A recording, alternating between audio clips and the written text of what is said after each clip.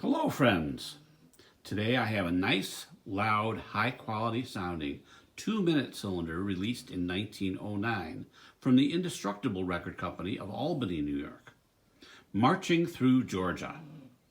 The Indestructible Record Company, also known as the Albany Indestructible Record Company, was an American record label that produced 1,598 titles between 1907 and 1922.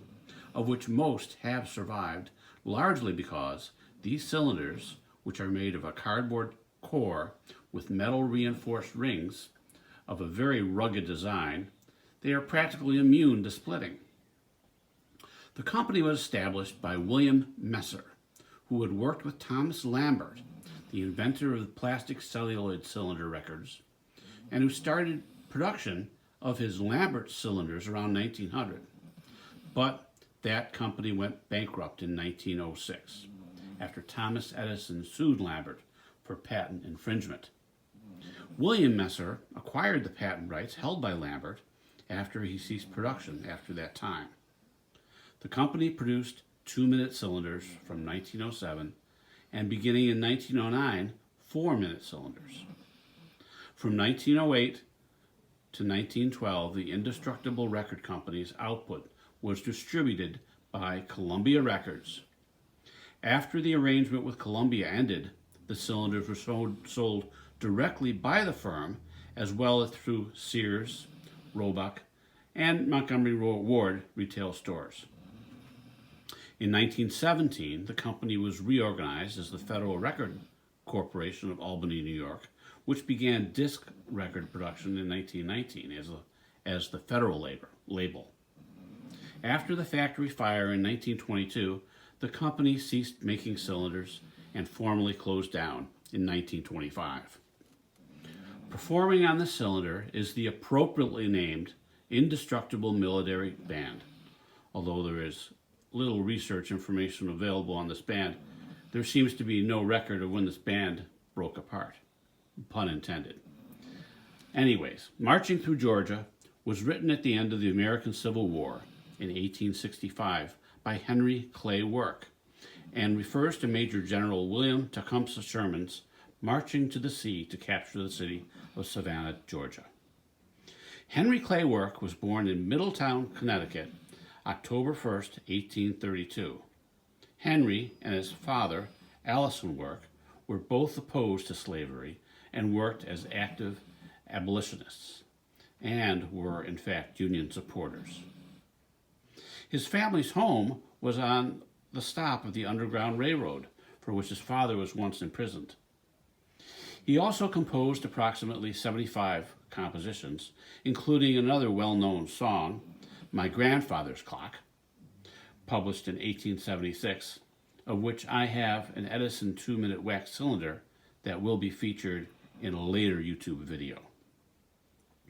He seems to have had an unhappy marriage to his wife, Sarah Parker Work, and this seems to have affected his post-war output.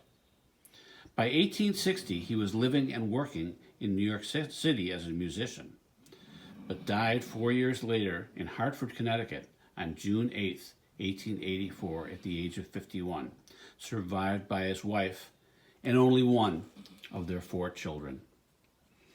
So without much delay, here is Marching Through Georgia on an indestructible cylinder.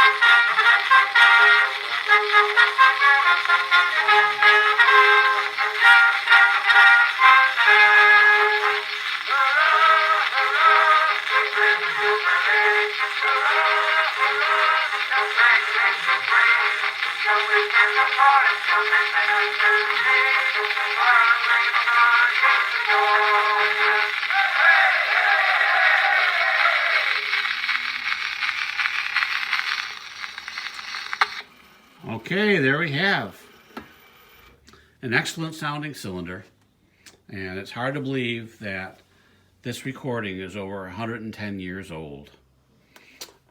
All right, again, this is on my Edison combination, and it's with a Model C reproducer. And if you really like this video, please give it a thumbs up, and by all means, subscribe. I look forward to your comments, and we'll try to put out a video every day. Thank you so much. Bye-bye now.